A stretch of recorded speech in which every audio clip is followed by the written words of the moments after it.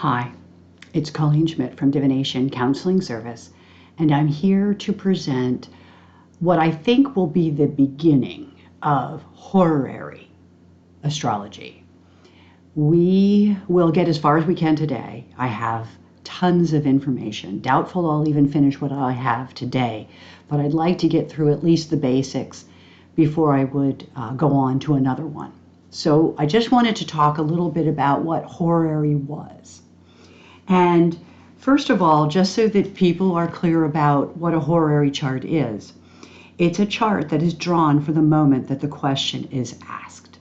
So it is a chart that would work very much like, I would say, a card reading, actually. So there is a sense here that card readings may have replaced them, but card readings do not have the stringent rules that you're going to find in a horary chart.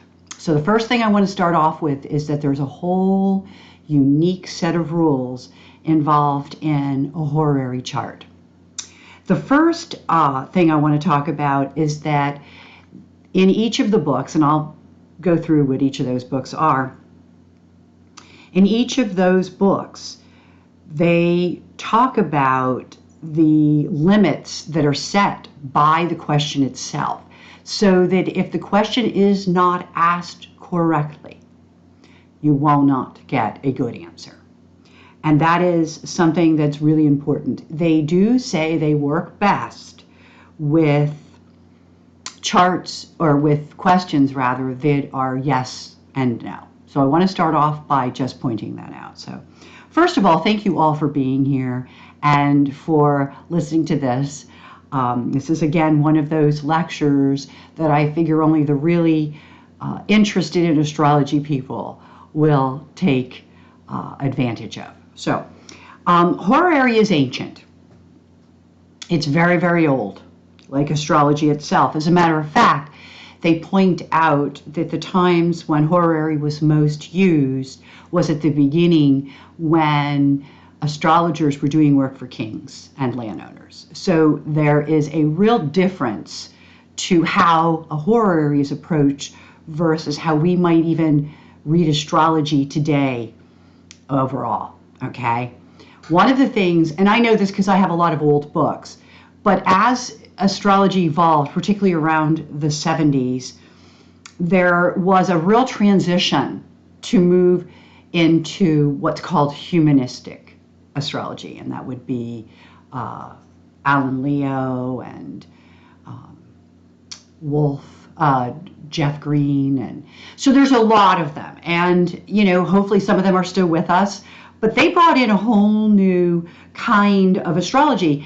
And the irony is that as long as I've been an astrologer, I happened to come in to astrology. Well, I was studying it when I was really little, so I have to start that I'm sure it wasn't, I started actually studying in the 60s. So it was just a bleep at that time. It was a growing movement. By the time I was really active in astrology, it would be the 70s.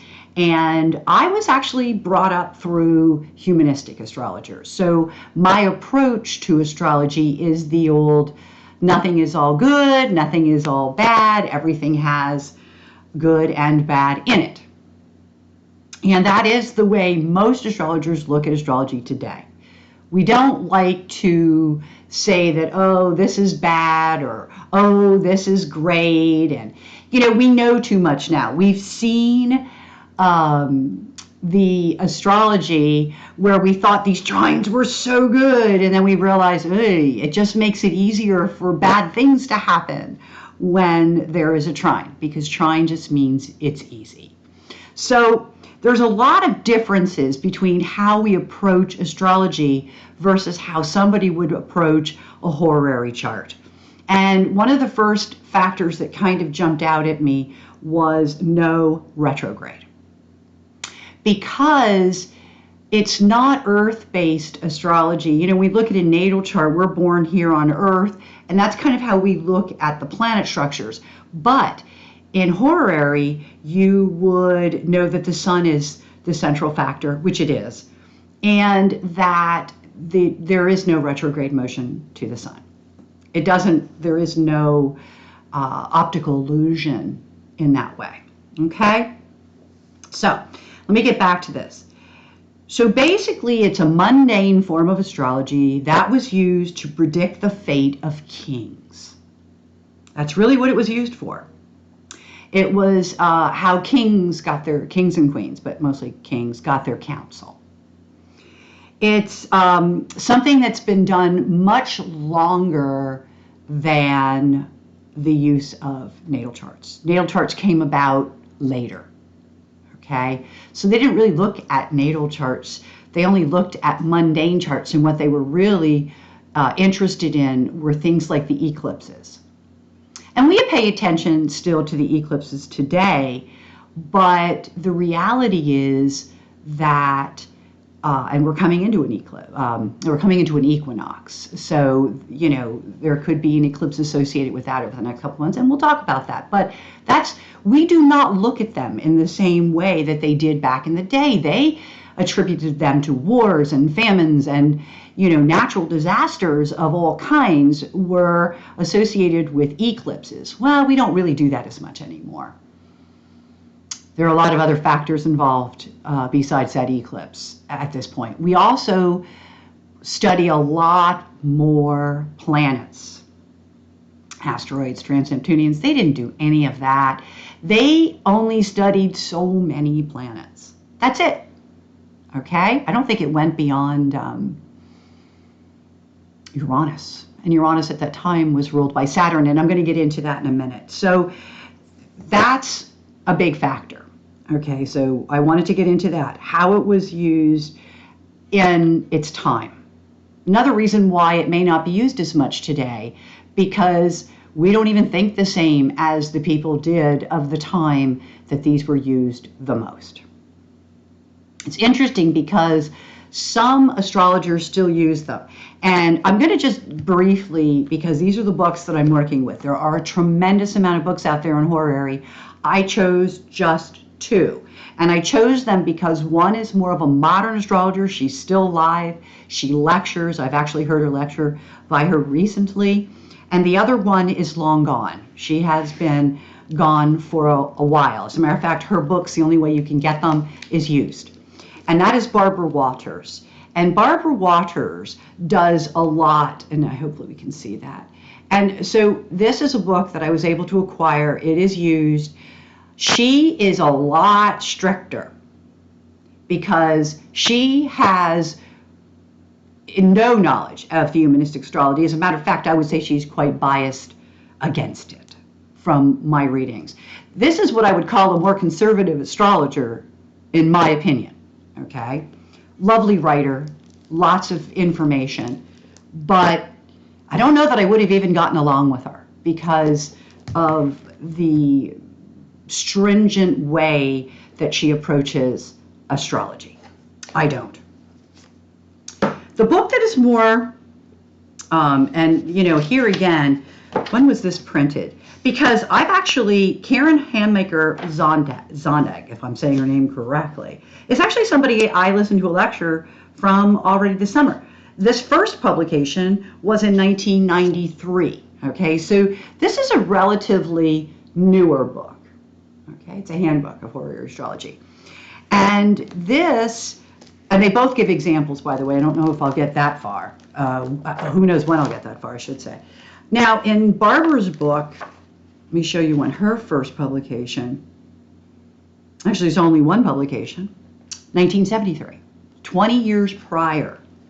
Okay, so there's, and I don't imagine there were many publications after that because I don't think that she, I'm not sure what year she died, but I do know that she died, I started working with my teacher in 94, and I believe she was already gone by 94. And she was actually somebody that my teacher, Martha Lang Westcott, she may have either studied with her or she knew her, but she actually is one of the people that recommended her books. And she is a great writer, and she does give a lot of information. So here's what they both say. So I'm going to start off with where they really agree, and then we're going to talk about where they disagree. That the rules that are related to questions are very strict. and they both do whole chapters on this one. That you state the question as clearly and explicitly as possible. The question has to be related to the querent, the person who's asking the question. You cannot ask about somebody else. It won't work. You must relate the question totally to the person asking the question, okay? You cannot ask any other questions. You cannot elaborate. You have to come up with the most concise question. And only that moment is used, okay? Even if the matter that you're questioning regarding the first question is of an equal importance, it will not matter. Only that initial question will be answered. It says you will need to ask a second question and then thus a separate chart. That's how it works. That's where Tarot is very different. And we all know that. And sometime I'll talk about Tarot, and I actually have taught classes in Tarot, and it would be real easy for me to do a lecture on that. I've taught classes in astrology, but I admit that I've never taught any classes in horary astrology. So now, the questions that you ask have to be explicitly different too. So you can't ask a question that would be partially in another chart. It's really explicit. If you read this, they both designate a full chapter, if you will, to that. So I'm going to talk about, and I'm actually going to put them up on my screen. Now, because of the way my programming is, and I did try to work on this, my head might be in the way.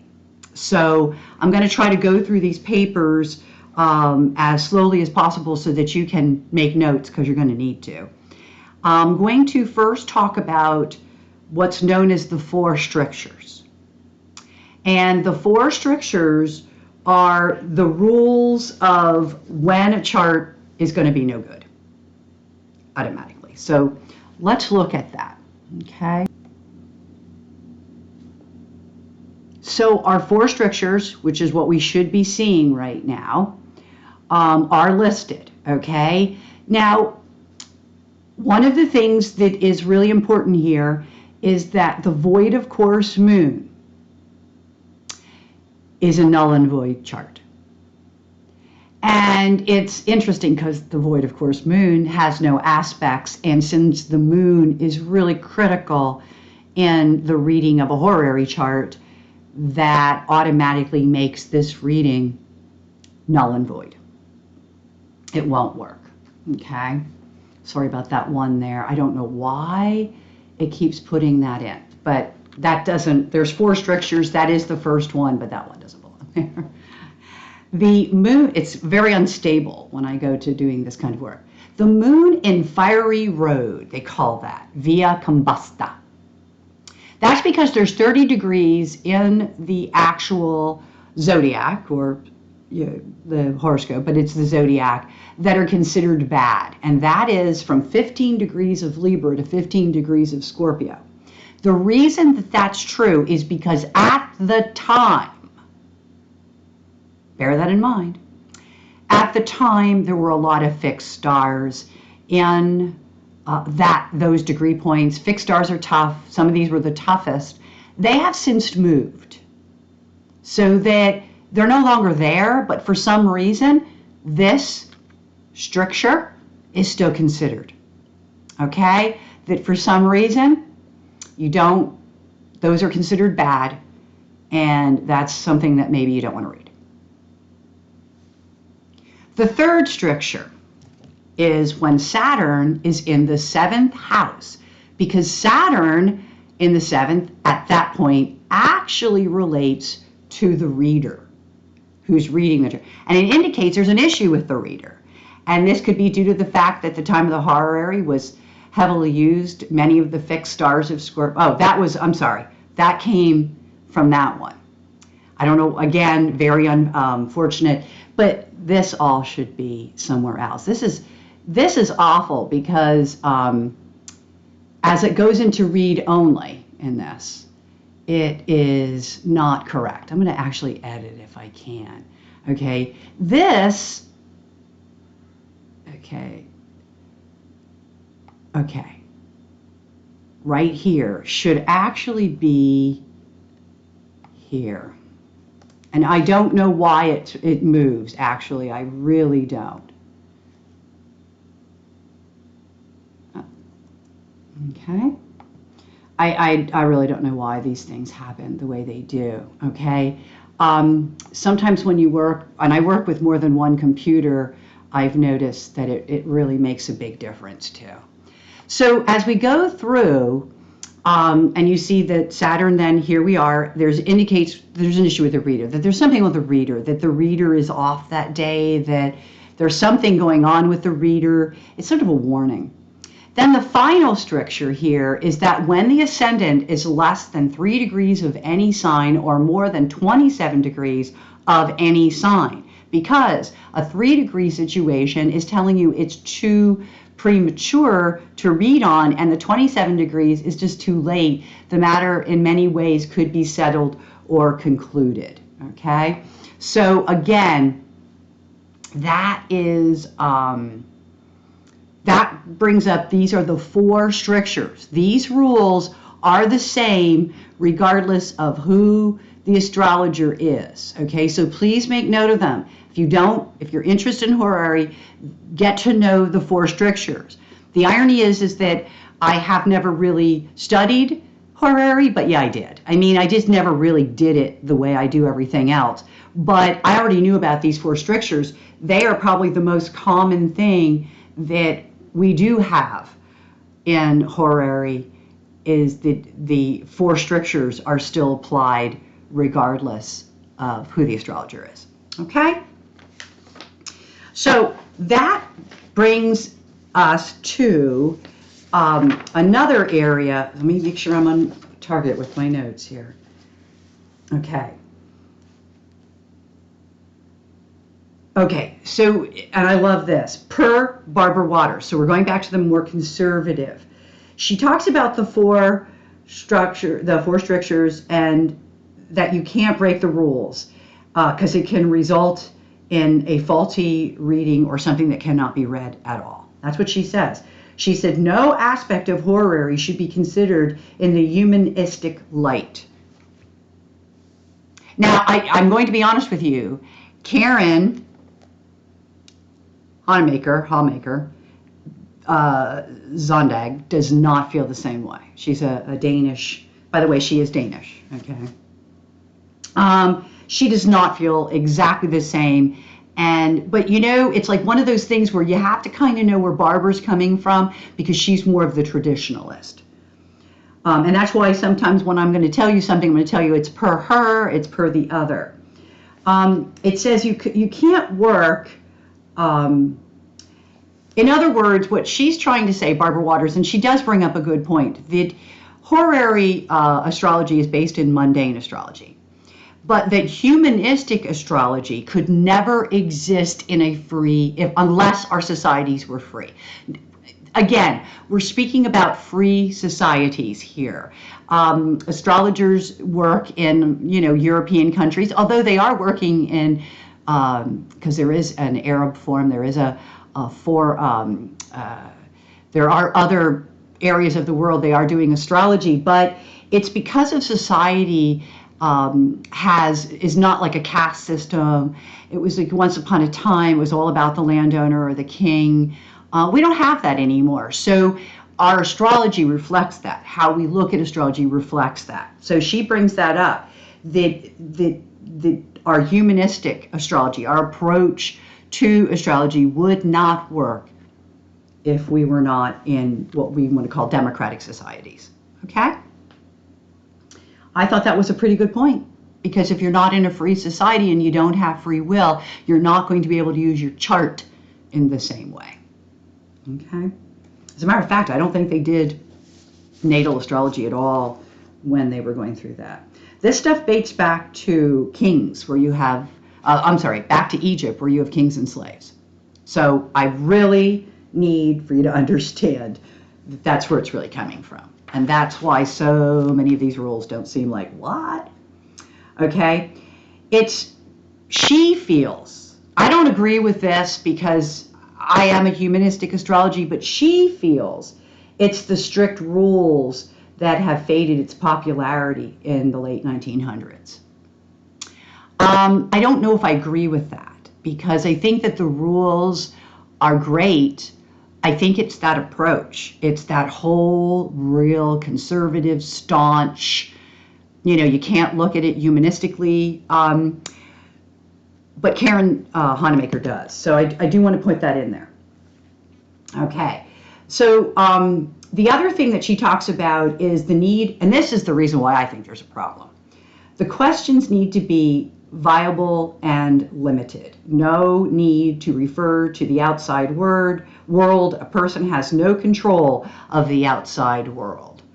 Well, they didn't have the outer planets either. Okay? I mean, she did in the 70s, obviously. But it's an approach. And the more I started to study it deeply, I mean, I've rushed on this before, is the more I get this, obviously. So when you're looking at a horary chart, this is the reason why no outside influences. You're asking about, will you get the job? Will you get a raise? It's only about you, and the outside world doesn't enter into much, okay? Because when horary was put together and designed, they were either slaves or kings. Okay. Now, the moon, as we said, is the most important, and that's why moon in the fiery road. So when you're working with horary, you are looking at signs and degrees, but particularly degrees, okay? They do not ask about things that are none of your business. I love that.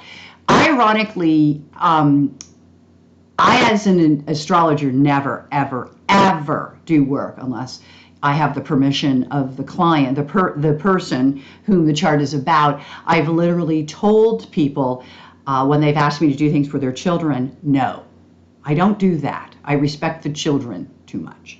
So you have to be highly ethical when you're doing any form of astrology. How good you are sometimes depends on how ethical you are.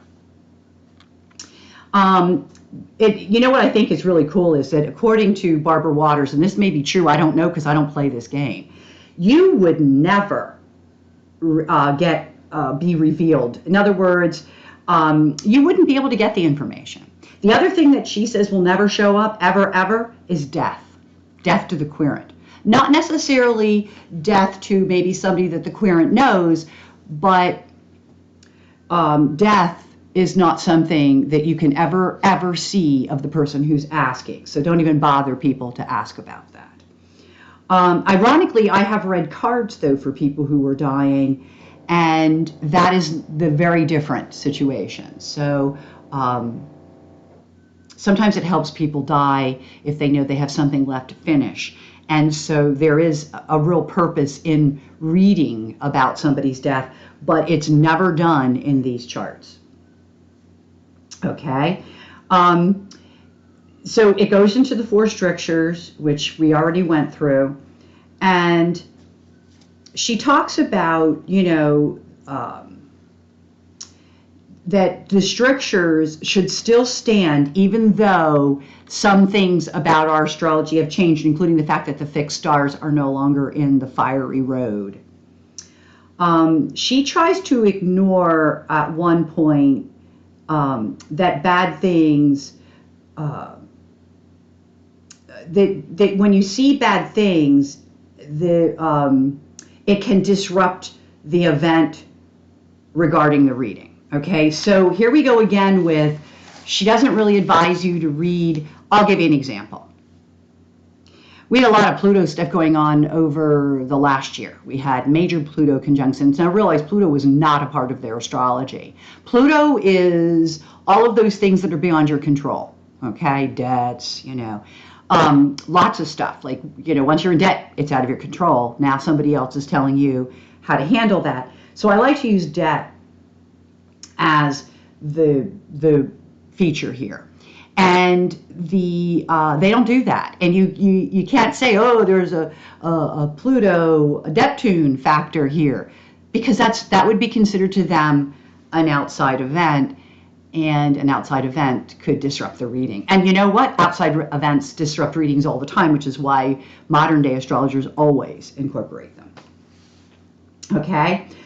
Now I'm going to read a little bit of notes from Karen. And, you know, Karen looks at this very differently. She does tell you that it's an ancient feature and that ancient cultures referred to this, and that their calendars were based on the moon in the night sky, and that was how they determined the fates. Okay? I'm going to come back to you here a moment. So, you know, just to kind of talk to your face, okay? She does talk about, though, that in horary should be considered one of the many ways that we can read charts, because there are such things as event charts. There are electoral charts, which are like when somebody's seeking a really good time to get married. An electoral means that you're actually looking into pick a date. The political charts, well, that I've dabbled in that a little. I don't do a lot of political, but I have dabbled when I've gone through Washington, D.C.'s. I haven't necessarily, and I've done a little bit of dabbling earlier on when I did some charts of politicians. The other chart is a consultation chart. And that's interesting, because I would have looked at that as a horary, except for not following any of the rules. So, a little different. Using traditional rulers and traditional, but she does do one thing. She talks about if you're using traditional rulers, then the ruler of the day might be different than the ruler of the night. For example, Saturn is the ruler of the day in Cap, so it would be Capricorn. And Saturn's night ruler would be Aquarius, because remember, they don't have Uranus. Okay, that's right, they didn't even go to Uranus. It was all prior to Uranus. Sun equals day and moon equals night, which is easy because we still use that today. Okay, so she, in Karen's book, now this is the modern one, she suggests playing with the rulers. So we're going to go to the rulers in a moment, but see, she believes that we live in changing times, so we as astrologers should be open to expanding our techniques. I am of this thought, so I agree with her 100%. She also talks about combustions of planets because it weakens them. Okay, so these would be the closer planets, because remember, the far away planets are considered outer. But she does say that it weakens any planet, which means probably even something like Pluto or Uranus, in her eyes, anything that's less than 8.5 degrees from the sun. Well, here we go again with certain times of the year, the outer planets would be totally affecting that sun. So I think that's something you have to play with. And that would be situations where Jupiter is really close to the sun, or Mercury is really close. It weakens the planet. It weakens whatever it is that you are discussing. If you're talking about something that's Mercury related, communications related, for example, and then Mercury is so close to the sun, then it weakens it. It's harder to read. So we want to talk about that. So here's a couple of things. No orbs, this is in conjunctions. No orbs should be greater than 10 minutes. A lot of astrologers tend to work that way anyway. So I like to work very tight orbs when I'm doing certain kind of readings. Okay? So I'm just going to take a moment here and just again talk about how it's a sun-based or sun-oriented. It's based in cycles. I'm sorry, natal charts are sun-oriented and the signs are more important. Okay, I'm going to make sure I do this right. Signs are less important than the houses they fall in. That's horary. Okay, so let me repeat that. Signs are less important than the houses they fill. Houses are areas of our life. That's what's more important.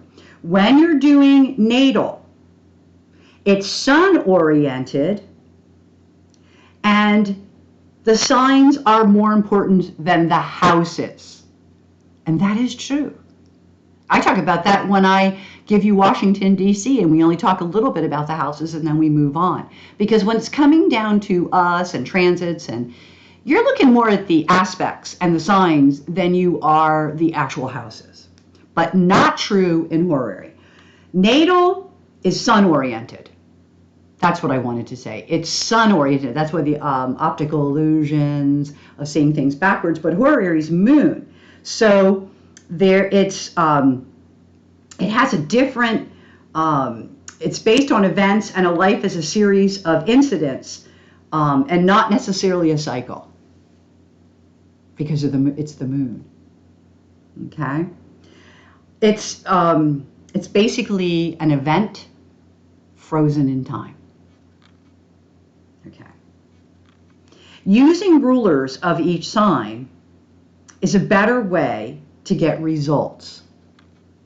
So we're going to look at that in a second. In the outer planets, Uranus, Neptune, or Pluto, give evidence about the matter. That's Karen, not so much Barbara. Okay? So I do want to keep referring back and forth because one is more modern, one is not. Okay? All planets revolve around the sun in a direct motion. That's why no retrogrades. Okay? So I'm going to take a moment. Let's go back and let's get our ruler paper up. And I'll have to really explain this one. So you see before, I call it the horary basics. Horary, the basics. And we have signs. We have what rules the sign. We have the qualities, so they're cardinal, fixed, mutable.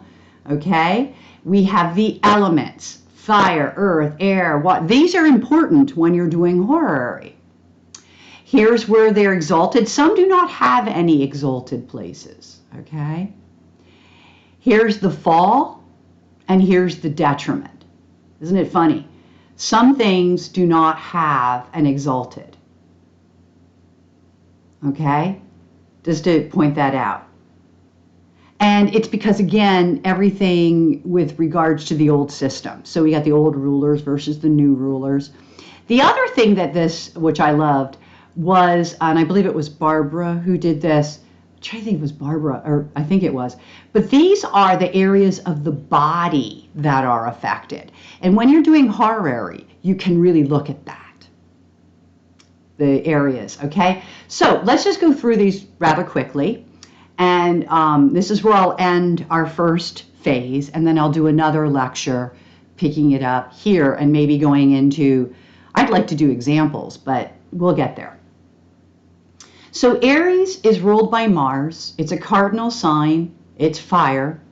It's exalted when it's the sun. Okay? It's the I am. It's exalted there.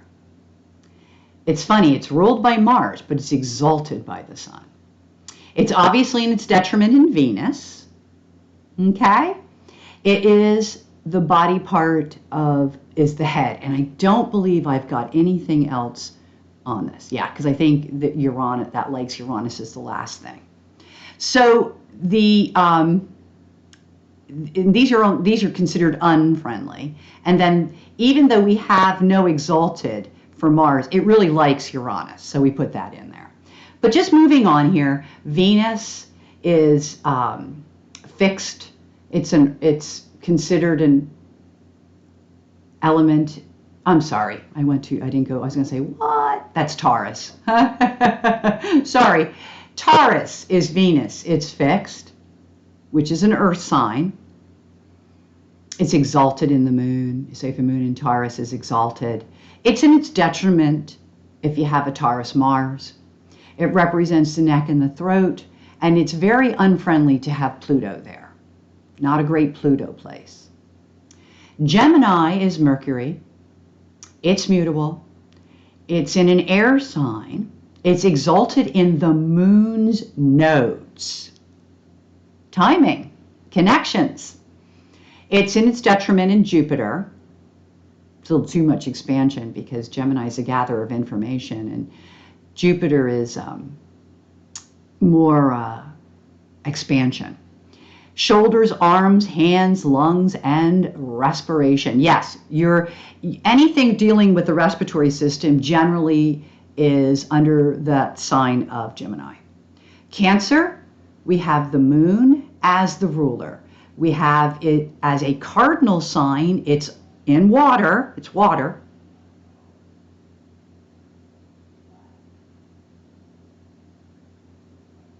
Jupiter is where it is exalted. So that makes sense. It's exalted in Jupiter for expansion. Saturn is its detriment. Yeah, it's in the opposite sign that really actually carries Saturn. So that makes sense. It's breast, stomach, and womb. It's in its fall in Mars. Okay? So if you have a Mars in Cancer, not a great place. Leo is the ruler is the sun. It's fixed. It's fire. There is no exalted. Okay? It is in its detriment in Saturn. All that discipline, I guess. It's heart, arteries, spine, upper back, and ribs. So things that encase the heart and deal with the heart. It's in its fall in Uranus. I don't think Leos do as quite as well with a lot of change. Virgo, ruled by Mercury. It's our second one, ruled by Mercury. It's still ruled today by Mercury.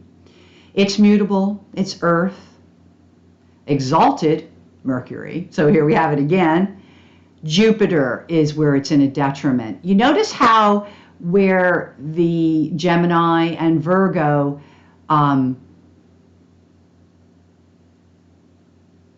Jupiter tends to be where they are in their downfall. Jupiter's not real good with details. Okay, that's a Sagittarian ruled by, okay? Intestines and the process of digestion. Yes, that's why they're health and diet related. And Venus is where it's in a fall, and it's not friendly to have a Neptune there. Not friendly. Libra is ruled by Venus, second one. That ruler has not changed. It's cardinal. Its element is air. It's exalted in Saturn, so good to have it there. Mars, detriment. It's your kidneys and lower back. It's in its fall in the sun. Basically because Libra always sees the other side of things, so it can make Libras very indecisive. Not a great place. So it moves on, and then we're down at Scorpio. Scorpio is ruled by Mars. Really, it's ruled by Pluto. That's why I put that there. But this is an old system. Okay? So there was no Pluto. But Pluto is today. So you'll see that. I have the modern rulers would be in parentheses. It's a fixed sign. It's a water sign. There is no exalted. It's in its fall in Venus. It's about the bladder, the vagina, the testicles, the penis, the groin, the anus, the process of elimination and reproduction, which also makes more sense to have Pluto as the what rules it. Okay, but it's interesting because old system here. It's in its fall in the moon, is in its fall here. It's not a great place for the moon. It likes Uranus though. Okay, Scorpio likes Uranus. Sagittarius is ruled by Jupiter. That's the opposite of all those Mercuries. It's mutable. It's fire. The moon's south node is where this can be exalted.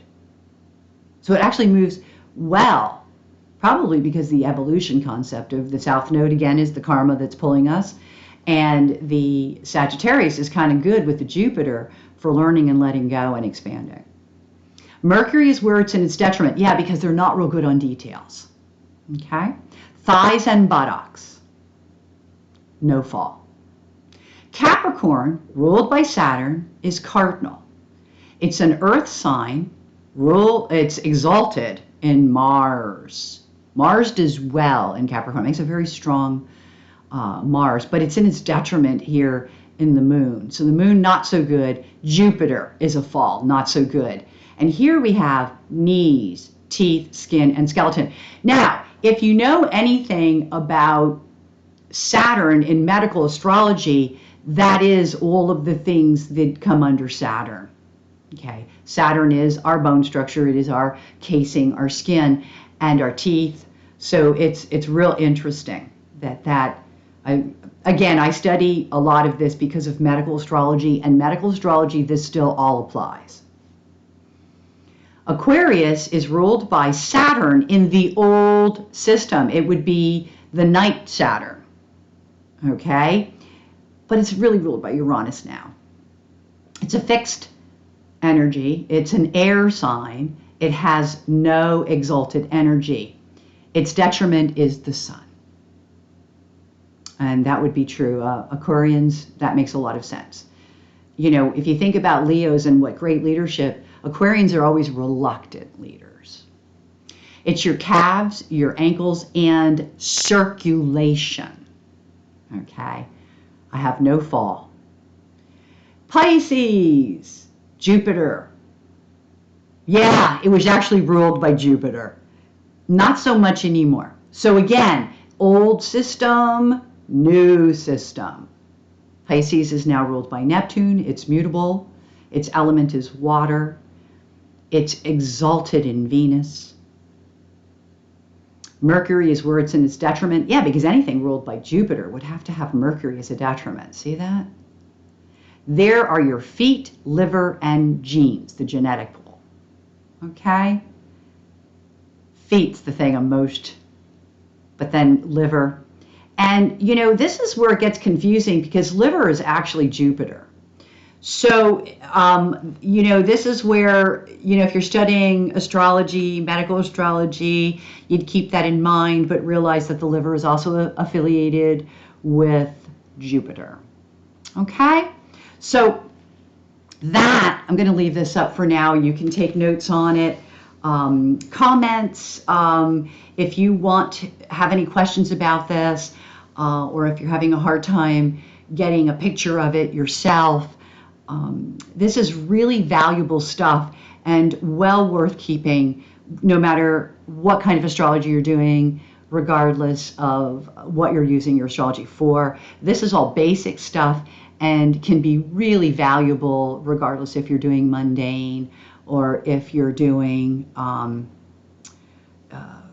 natal even. Really, I mean, if you're looking particularly at event astrology charts, you want to know what rules that chart. I like to look at what rules the chart if I'm doing a personal chart for somebody, because it tells me a lot about the individual when I see what rules the chart. And in order to figure out what rules a chart, just look where the ascendant is. Wherever the ascendant is, that's going to rule that chart. So it's not where the sun is. It is where the ascendant is that rules the chart. Okay? And I think that when you're starting in astrology or when I'm reading particularly solar returns or predictive charts, I like to use the rulers. I like to play with them because it is giving me, I want to say, more hint to what might be going on in that year. So I wanted to bring that up. I am going to come back now. I wanted to leave this up for a few seconds just so that you can see it. Make sure I went through all my notes so that I've left it up for today, because this is something that's going to take, I would like to perhaps do another lecture on this and use chart examples, because I sometimes think that that's how we're going to discover more about the horary astrology. So I wanted to do that. So let me come back here. Okay, so I'm going to make sure that we have it. Page down. Hold on. You're looking at my screen. Okay. Sorry about that. Seems like you get a little bit of look at my broadcast system here, but that's okay. I'm going to leave it here. As always, I want to thank you for allowing me into your life. Please comment, share, like these particular videos. I don't anticipate gobs and gobs of people, but I want to put it out there for anybody who wants to learn astrology or anybody who wants to look into what is horary astrology, how does it work. Maybe you're even thinking about doing it. That would be awesome.